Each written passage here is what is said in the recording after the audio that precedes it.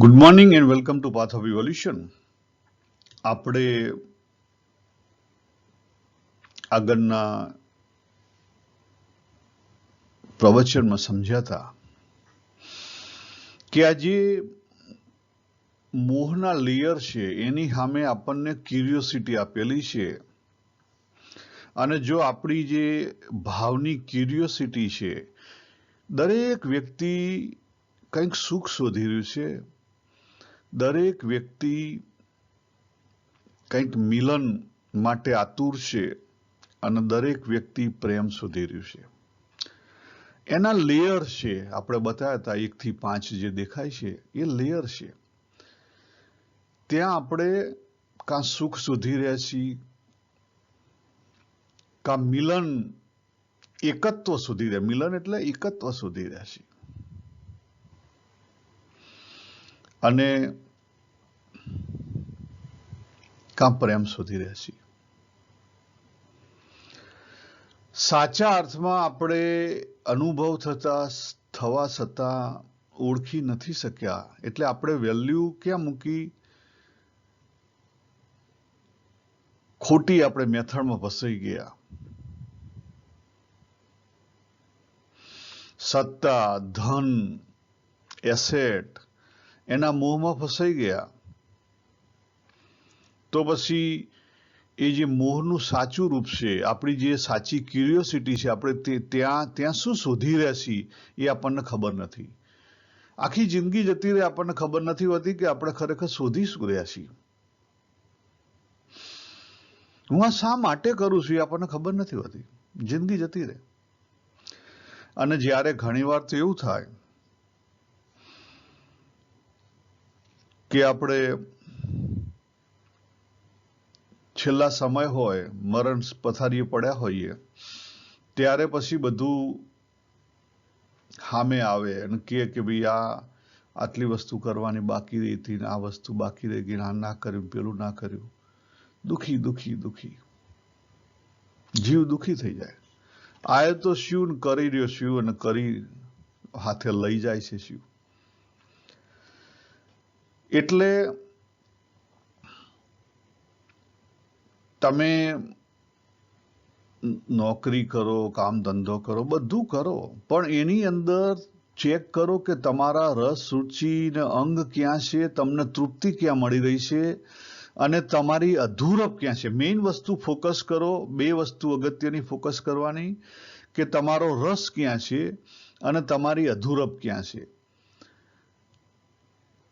તમારો રસ છે પૈસા ભેગા કરવામાં, છતાં તમને તૃપ્તિ નથી થતી, તો ક્યાંક પ્રોબ્લેમ છે. એથી ઊંડા ઉતરો. તમારો રસ ખોટો નથી, યાદ રાખો. તમને તૃપ્તિ નથી મળતી, ત્યાં પ્રોબ્લેમ છે. તો ઊંડા ઉતરો, જાતે ચેક કરો કે કેમ મને તૃપ્તિ નથી મળતી. જો સંસારના જે બહારના વિક્ષેપ છે ને એને દૂર કરવા જશે ને તો કદીએ પૂરા નહીં થાય, એ કદીએ દૂર નહીં થાય. આપણે મોટા ભાગે શું કરીએ છીએ કે આપણે બહાર બધું હરખું કરવા જઈએ છીએ. બહાર આપણાથી હરખું નહીં થાય, અંદર હરખું કરી લો. અંદર શાંતિ હશે ને તો બહારના વિક્ષેપ તમને દુખી નહીં કરી શકે. આ અગત્યનો સિદ્ધાંત છે અને આપણે ભૂલી જઈએ છીએ. તો આપણા અંદરના રસ, રુચિના અંગને પહેલા ઓળખો, એને સમાજમાં એ રીતે વાપરો કે જેથી કરીને આપણું ભરણ પોષણ પણ થાય ને આપણને તૃપ્તિ પણ થાય. હવે કોણ બતાવે? જાતે ચેક કરો તમારી અંદર, કોઈ તમને નહીં બતાવે. અને દરેકને ખબર હોય છે કે પોતાના રસ, રુચિના અંગ કયા છે, પોતાને ક્યાંથી ખરેખર તૃપ્તિ ક્યાંથી મળે, કે પોતાના અસંતોષ ક્યાંથી મળે, દરેકને ખબર હોય છે. પણ આપણે આંખ આડા કાન કરતા હોઈએ છીએ. એટલે પહેલું સમાજના જે દેખાડો છે એ બધામાંથી દૂર આવો તો તમને ખબર પડે, બાકી ખબર નહીં પડે. અંદર જે તમે રસબુદ્ધિ છે એને તૃપ્તિમાં બહાર ફેલાવશો તો ધીરે ધીરે લીન થઈ જશે, ધીરે ધીરે લીન થઈ જશે. નહીં તો કદાપી લીન નહીં થાય, નહીં તો કદાપી લીન નહીં થાય. એનાથી ભાગવાની જરૂર નથી, એ આપણને હથિયાર આપેલું છે, લડવા માટે આપેલું છે. આપણે શું કરીએ છીએ? ભાગીએ છીએ. ભાગવાની જરૂર નથી. ભાગવાની જરૂર હોય તો ભગવાન આપ જ શું કરવા. હવે બીજો અગત્યનો પોઈન્ટ છે, આપણે અંદરથી અનેકતામાં વેચાઈ ગયેલા છીએ. આપણને જ ખબર નથી આપણે ખરેખર અંદર ક્યાં ક્યાં વેચાયેલા છીએ. આ અનેકતા છે ને એને દૂર કરવાનો પ્રયત્ન કરો, ઓળખો અને દૂર કરવાનો પ્રયત્ન કરો.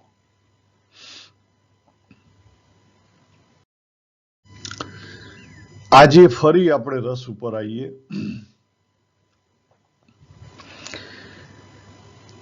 દરેક વખતે આપણી અંદરથી શક્તિ બહાર નીકળે છે,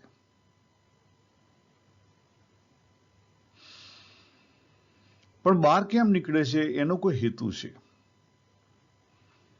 એનો કોઈ હેતુ છે, બે હેતુ છે. આપણી ક્યુરિયોસિટી બહાર જાય છે, આપણી શક્તિ બહાર નીકળે છે, એના બે હેતુ છે. પહેલો હેતુ પોતાનો એ છે કે આગળના કર્મોને લઈને જે અતૃપ્ત વાસના છે એને તૃપ્તિ જોઈએ છે. એટલે કે આપણે જે દેવું કરેલું છે દેવું ચૂકતે કરો તો એ તૃપ્તિ થઈ જાય.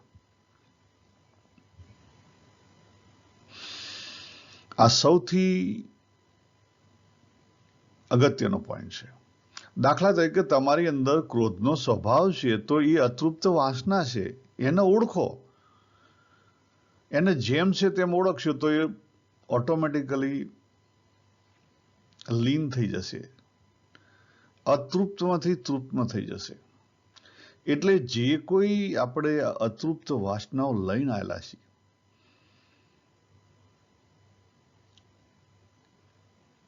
કામ, ક્રોધ, લોભ, મોહ, મદ, મત્સર, ઈર્ષા, જે કંઈ આપણી અંદર પડેલું છે એ આપણી અતૃપ્ત વાસનાઓ, બીજી બધી વાસનાઓ પણ છે આપણી અંદર.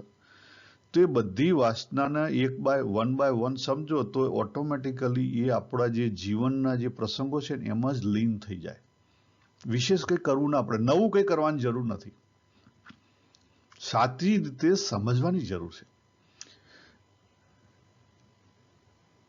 અને બીજો આપણો હેતુ છે કે આપણે સચ્ચિત આનંદ તત્વ છીએ. આ જીવન એકલું નહીં, અનેક જીવન, અનેક દેહ આપણને જે મળ્યા છે એ દેહ આપણે અનુભવ કરવા નીકળેલા છીએ. શું કરવા? અનુભવમાં. પણ આપણે ખોટી જગ્યાએ આપણે મહત્વ આપ્યું, ત્યાં આપણે ફસાઈ ગયા. આપણે જો કોઈ પણ જગ્યાએ મહત્વ ના આપ્યું હોત અને માત્ર જીવન જીવ્યા હોત ને તો એમાંથી આપણને આનંદ મળત. આપણું પોતાનું સ્વરૂપ આનંદ છે. આપણું પોતાનું સ્વરૂપ અનકન્ડિશનલ લવ છે. આપણું પોતાનું સ્વરૂપ કેવું છે? અનકન્ડિશનલ લવ છે. અને એના માટે જ એ અનકન્ડિશનલ લવ છે, એના માટે જ આપણો જે ભાવ છે ને વહી રહ્યો છે. તમે જુઓ, દરેકની અંદર ભાવ છે. એ ક્યુરિયોસિટી નામની જે એનર્જી છે અલગ અલગ રીતે વહી રહી છે.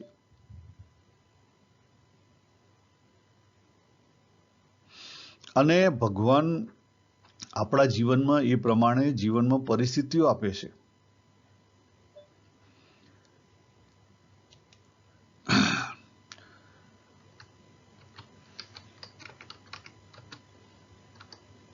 અને એ પરિસ્થિતિઓ છે, એ પરિસ્થિતિમાં શું થાય છે? પરિસ્થિતિ આવે એમાં પરિસ્થિતિને પાછું પરિસ્થિતિના પોતાના ભાવ હોય. તમે મંદિરમાં જો તો તમને સત્વગુણી ભાવ વધારે દેખાય, તમે પાર્ટીમાં જો તો રજોગુણી ભાવ વધારે દેખાય. એની ભાવની ઇફેક્ટ પાછી તમારી ઉપર પડે. એટલે પહેલી આવી પરિસ્થિતિની ભગવાને વાત કરી, જો બીજા અધ્યાયના 55મા શ્લોકથી ભગવાન જે બધી વાત કરી એમાં આ બધી વસ્તુ પરિસ્થિતિને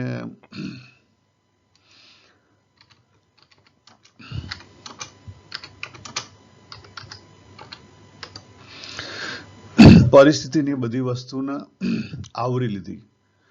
પહેલું વસ્તુ પરિસ્થિતિ, બીજી વસ્તુ છે ક્રિયા.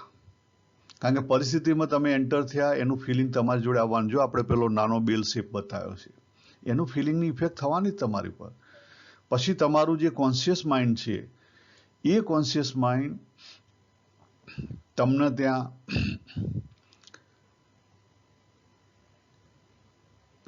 જો આપણે નીચે લખેલું છે ને, ટી એટલે થોટ, ઈ એટલે ઇમોશન, એ એટલે ઇનર એટીટ્યુડ, ડી એટલે ડિસિઝન. ડિસિઝન સુધી લઈ જાય અને પછી ક્રિયા થાય.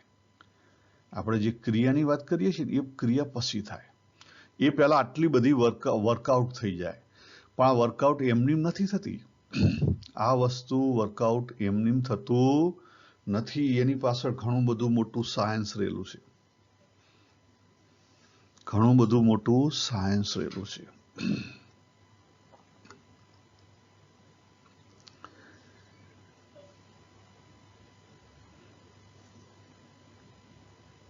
આ સાયન્સ આપણને અનુભવ થાય છે. આપણે એના ઉપરથી જ અનુભવમાંથી શીખવાનું છે. આપણે કંઈ નવું શીખવા જવાની જરૂર નથી. બુકમાંથી શીખવાની જરૂર નથી. બુકનું શીખીને તો ક્યાં રહેશે? તો ભરાઈ રહેશે. એ તો કામે નહીં આવે.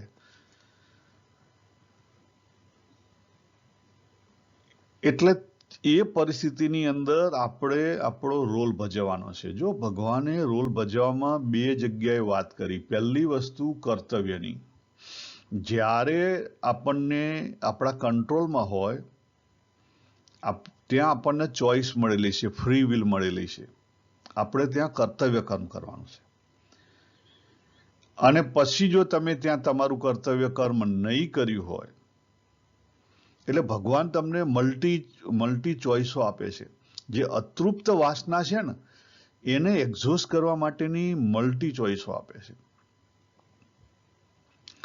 પણ એને સમજીને જો તમે ધીરે ધીરે તમે એને એ જે અતૃપ્ત વાસના છે એને ધીરે ધીરે તમે કાપી નાખો તો તમને નડ્યા વગર કપાઈ જાય.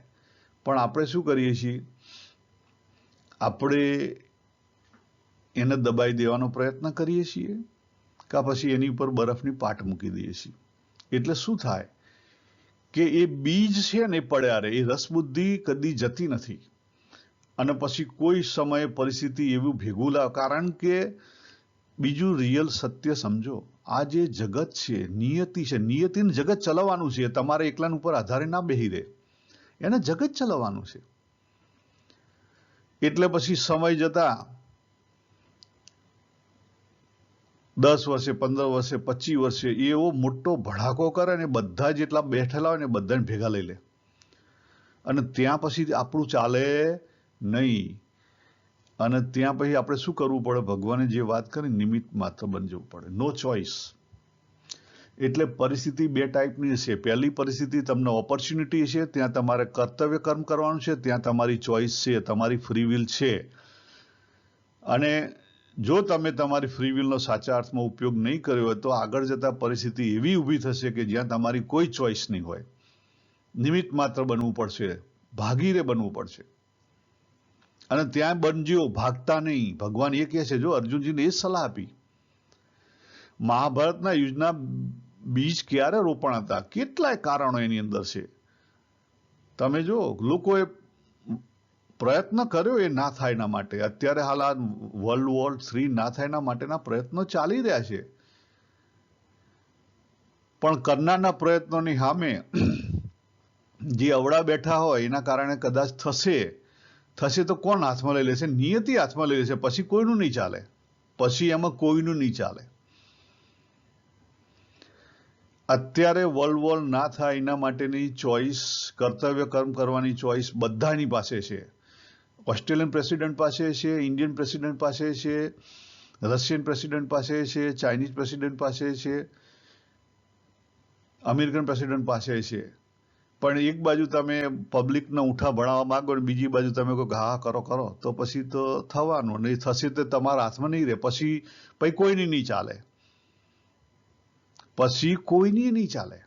એ પછી પરિસ્થિતિને જે કરવું છે નિયતિને કરી લેશે. તમને બેન્ડ કરીને કરાવી લેશે. તમારી નહીં ચાલે. જ્યારે નિયતિ ભાગ ભજવે ને ત્યારે તમારી પાસે તાકાત જ નહીં. મનુષ્યની પાસે એવી કોઈ તાકાત જ નહીં કે નિયતિની સામે થઈ શકે. એટલે જે આ ગ્રાફ છે ને આપણે કાયમી અતૃપ્ત, જો અગત્યની વસ્તુ શું છે? જે આપણી અતૃપ્ત વાસના છે ને એને સમજવાની અગત્યની વસ્તુ છે. કારણ કે બાકીનો જે બીજો હેતુ છે ને તો ઓટોમેટિકલી ફલિત થાય છે. પણ પહેલામાં આપણે ઊંધું કરીએ છીએ. એ અતૃપ્ત વાસના જો તમે જાણપણા રૂપ લઈ અને તમે એને નાની નાની પરિસ્થિતિમાં એને રિલીઝ કરી દો તો એ પછી મોટી થાય નહીં. હું તમને એક એક્ઝામ્પલ આપું. તમારું બાળક છે, એને ઘણીવાર ક્રોધ આવતો હશે, તમે ચેક કરજો. અને એ ક્રોધ આવે ને, એ ક્રોધ વખતે એને ક્રોધ સાચા અર્થમાં રિલીઝ કરવા દો ને તો એનો ક્રોધ મોટો ના થાય. એટલા માટે તો આપણે કહીએ છીએ કે બાળકોને સાચા અર્થમાં સમજાવવા પડે. તમે એને દબાઈ ના દો. તમે દબાઈ દેશો તો ઊંધું થશે. દબાવવાનો અર્થ શું થયો કે તમે એની એનર્જી જે બહાર નીકળી રહી છે એને દબાઈ દોશો. એનર્જીને બહાર દબાવવાથી એ અંદર સ્ટોર થયા કરે, અને વારંવાર તમે બહાર દબાવો એટલે અંદર મોટી સ્ટોર થઈ જાય, અને મોટું સ્ટોર થઈ જાય એટલે પછી એના કંટ્રોલની બહાર જતું રહે. પછી એના કંટ્રોલની બહાર જતી રહે. જો આપણે બેલ શેપ બનાવેલો છે, 10 આપણે આંકડા આપ્યા છે ઘડિયાળની માફક, ઘડિયાળના જ આંકડા છે. આપણું જીવન ઘડિયાળ જેવું જ છે. આપણી જે એનર્જી છે ને, એનર્જીનો ફ્લો ઘડિયાળ જેવો છે, લોલક જેવો. સના જેવો લોલક. બહુ સારું એક્ઝામ્પલ માટે બહુ સારો એક્ઝામ્પલ છે. એટલે આપણે જનરલી 8 સુધી જઈએ અને પાછા પડી જઈએ. સપોઝ તમે ક્રોધ કર્યો, તમે ચેક કરજો, તમે ક્રોધ કરશો, થોડો ક્રોધ કરશો ને કંટ્રોલમાં આવી જશો, પાછા જતા રહેશો. અને પછી તમને પછી થશે કે સારું આ મેં ક્રોધ ના કર્યો તો સારું હતું, પસ્તાવો થશે. એટલે 6 થી 4 પસ્તાવો થાય, અને પસ્તાવો થઈને શાંત થાય, પાછો ક્રોધ આવી જાય. પણ આવે છે કેમ? કદી તમે વિચાર કર્યો? એનું કારણ કહું તમને. જો તમે બહાર તમારા કોન્શિયસ માઇન્ડથી વિચાર કરો છો કે ક્રોધ કરવો એ ખરાબ બાબત છે, પણ એ જ કોન્શિયસ માઇન્ડ અને સબકોન્શિયસ માઇન્ડની અંદર અનુભવ છે, અને એ જ કોન્શિયસ માઇન્ડની અંદર સેકન્ડ બિલીફ છે કે છોકરાઓને કંટ્રોલ કરવો હોય તો ક્રોધ કરવો પડે. એટલે તમે 3 જગ્યાએ ડિવાઈડ થઈ ગયા. તમારા કોન્શિયસ માઇન્ડમાં બી તમારી પાસે ભેદ છે, અને સબકોન્શિયસમાં પણ ભેદ છે. તમે વિચાર કર્યો? ચેક કરો. હવે પછી તમે કહો કે મારો ક્રોધ જતો નહીં, તો ના જ જાય.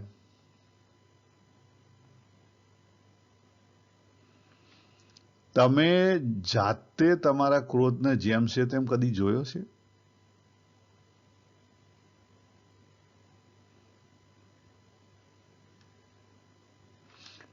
આ વખતે સપોઝ તમને ક્રોધ આવે તો બીજાને હર્ટ કર્યા વગર તમે જાતે જુઓ એના. તો જાતે જુઓ એનો અર્થ શું થયો કે ક્રોધ આવ્યો, સપોઝ તમે કોઈ પરિસ્થિતિમાં જ્યાં 8 થી 10 તમને ખબર પડી કે મને ક્રોધ આવી રહ્યો છે, બરાબર.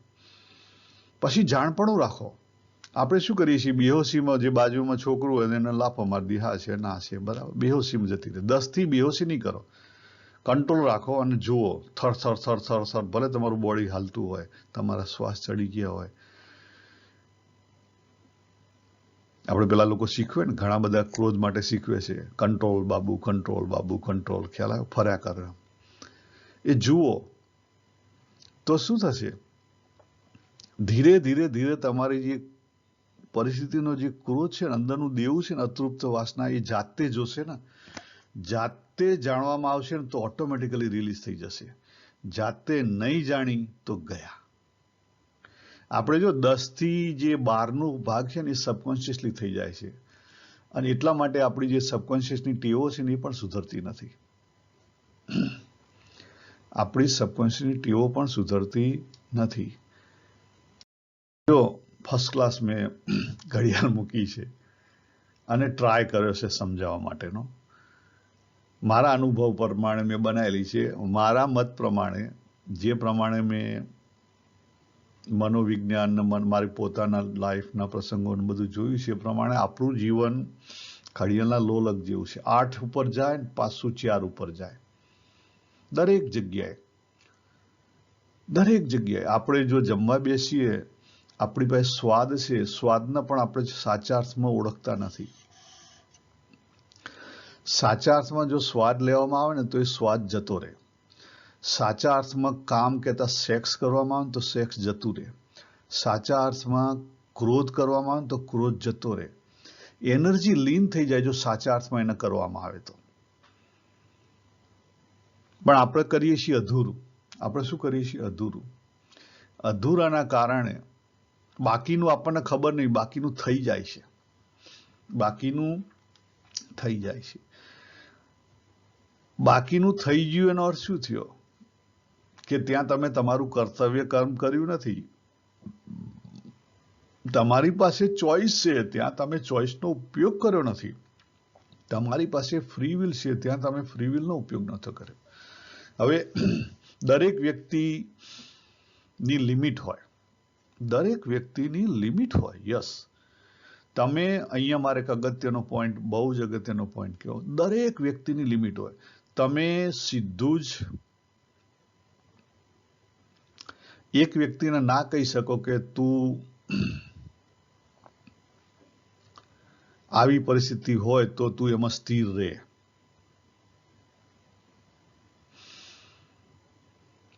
દાખલા તરીકે જ્યાં બહુ જે ભોગ ને વિલાસ ને બધું ચાલતું હોય ઇઝીલી, બરાબર, મોટી પાર્ટી ચાલતી હોય, દારૂ પીવાતો હોય, સેક્સ થતું હોય, એવી જગ્યાએ તમે જો તો તમારી પાસે કેપેસિટી નથી, તો તમે ત્યાં તમારી અતૃપ્ત કામના છે તમને ત્યાં ખેંચી જશે અને તમને પાડી દેશે. આપણે ત્યાં જે નિયમો મૂકેલા છે સોસાયટીમાં, એ નિયમ એના માટે છે કે તું પહેલા તારી જે કેપેસિટી છે ને એને ઇન્ક્રીઝ કર.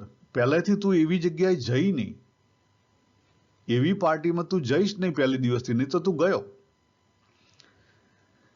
એટલે તારે જવું છે તો તું જઈ શકીશ, પણ પહેલા તારી અંદર જે અતૃપ્ત કામનાઓ છે, ખાવાની, પીવાની, બેસવાની, ઉઠવાની, ભોગવવાની, આ અતૃપ્ત કામનાઓ છે, એના તું સમજી લે અને એને તું વિરામ આપી દે. જે 72મા શ્લોકમાં છે ને, બ્રાહ્મી સ્થિતિની વાત કરી, અને 70મા શ્લોકમાં શેની વાત કરી? 70મા શ્લોકમાં ભગવાને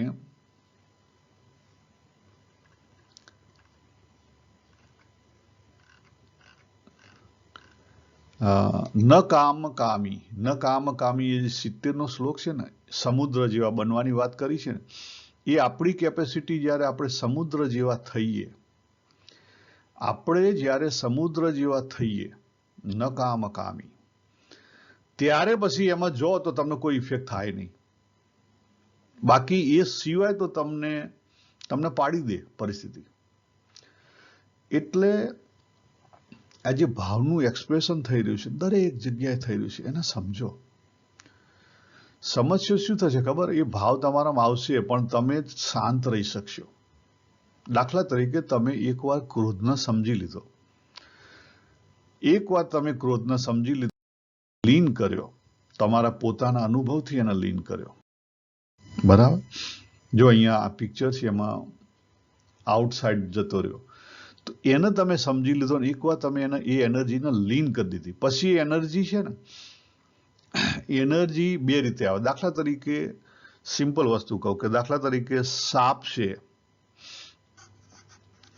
તો સાપ કરડે એનાથી બીક નહીં, પણ સાપ ફૂફાડાથી તમને દૂર રાખે. સાપ છે એ ફૂફાડાથી તમને દૂર રાખે. પછી આ જે બીજા પશુઓ છે, જો બળદ, ગાય, પછી વાઘ દૂરથી તમને જુઓ તો શું કરે? હુંકાર કરે. બળદને છે તમે નજીક જવા જાઓ તો શિંગડા હલાવે, બરાબર. એ તમને એની ચેષ્ટાથી દૂર રાખે. એટલે તમારે સંસારમાં જીવવા માટે સપોઝ કોઈ જગ્યાએ તમારે કડક બનવું પડે, કે ક્રોધ કરવો પડે, કે ક્રોધ ધારણ કરવો પડે, તો તમે ધારણ કરી શકો. પણ તમારી અંદર ક્રોધ ના હોય, એટલે એ તમારો ક્રોધ કેવો છે? ધારણ કરેલો ક્રોધ છે. પણ ક્યારે? કે જ્યારે તમારી અંદર એ નથી ત્યારે. જ્યારે તમારી અંદર એ નથી ત્યારે પહેલી પરિસ્થિતિ આવે. અને બીજી પરિસ્થિતિ કઈ આવે? કે માણસ ભગવાન બુદ્ધ જેવો થઈ જાય ને કઈ લેવા દેવા જ ના હોય, તો એ કદી ક્રોધ કરે જ નહીં. આ બીજી પરિસ્થિતિ. બે રીતે માણસ જીવી શકે, બે રીતે માણસ જીવી શકે. જેને સંસાર સાથે ખાસ લેવા દેવા નથી એ માણસ અંદરની જે તૃપ્ત થયેલી કામનાઓ છે એને લઈને એને કોઈ અતૃપ્તિ છે નહીં, તો એ બહુ ભાગ ભજવે નહીં ભગવાન બુદ્ધની માફક. એ ભલો ને એનું જે નાનું મોટું કામ હોય એ ભલું, એને કોઈની સાથે લેવા દેવા ના હોય. પરંતુ જે સંસારમાં રહેલા હોય એને સંસારના કામો ડીલ કરવા પડે તો એ ક્રોધ કરી શકે, પણ એનો ક્રોધ સાચો ક્રોધ હોય નહીં. આ પરિસ્થિતિ તમારી થાય ત્યારે સમજી લો કે તમે ક્યાંક ઉપર ઉઠ્યા. છેલ્લે જે વાત કરી હતી એને સમજી લઈએ કે ભગવાન જે ભાવ છે ને, ભાવ આપણો રેલાય છે, પ્રકૃતિ આપણને પરિસ્થિતિઓ આપે છે, ઓપોર્ચ્યુનિટી આપે, એક નથી આપતી, મલ્ટી આપે છે કર્તવ્ય કર્મ કરવા માટેની. આપણે જે બ્લોક એનર્જી છે એને રિલીઝ કરવાની. જો સમજીને બ્લોક એનર્જી રિલીઝ થાય, આપણે લખેલું છે ને ઓપોર્ચ્યુનિટી 1 2 3, એ ટાઈમ ફ્રેમની અંદર કર્તવ્ય કર્મ કરતા કરતા જે ઓપોર્ચ્યુનિટી રિલીઝ થઈ જાય ને, આપણી અતૃપ્ત કામના છે તૃપ્ત થઈ જાય, પછી આપણને એની અતૃપ્તિ રહે નહીં. તો આપણે આગળ વધે, સમજી રાખો. પણ ત્યાં નથી ગયા, આપણે એનો ઉપયોગ નથી કર્યો, તો શું થઈ ગયું કે આપણી અતૃપ્ત કામનાઓ અંદર અંદર રહેશે, અને અંદર અંદર રહીને એક સમય એવો થશે, કારણ કે પ્રકૃતિને તો આગળ જવું હોય ને, એટલે પ્રકૃતિ પછી બધાને ભેગા કરીને આખી એકવાર મોટો બ્લાસ્ટ કરશે. ત્યાં તમારી પાસે કોઈ ચોઈસ નહીં હોય. ત્યાં પણ તમે ઊંધા ના થતા, ભાગતા નહીં. ભગવાન એટલા સુધી વાત કરે છે, જો કદાચ તમે આગળ બધી ઓપોર્ચ્યુનિટી ભૂલી ગયા છો અને પ્રકૃતિમાં જતું રહ્યું, તો ત્યાં નિમિત્ત માત્ર બનજો, તો પણ તમે બચી જશો, એટલું ભગવાન કહે છે. ત્યાં નિમિત્ત માત્ર બની જશો તો પણ બચી જશો. જો ભગવાને કેટલી વ્યવસ્થા કરેલી, પણ આપણે એટલી હદે ઊંધા છીએ કે આપણે કંઈ સમજવા તૈયાર નથી. તો અહીંયા આપણે આજે ભાવ રિલેટેડ છે એને સમજ્યા. હવે ભાવ રિલેટેડમાં જે કેટલાક ભજન કે કાવ્ય છે એને પછી આપણે જોઈશું. અહીંયા આપણે પૂરું કરીએ. સર્વેને જય શ્રી કૃષ્ણ. હરિઓમ તત્સત. હરિઓમ તત્સત.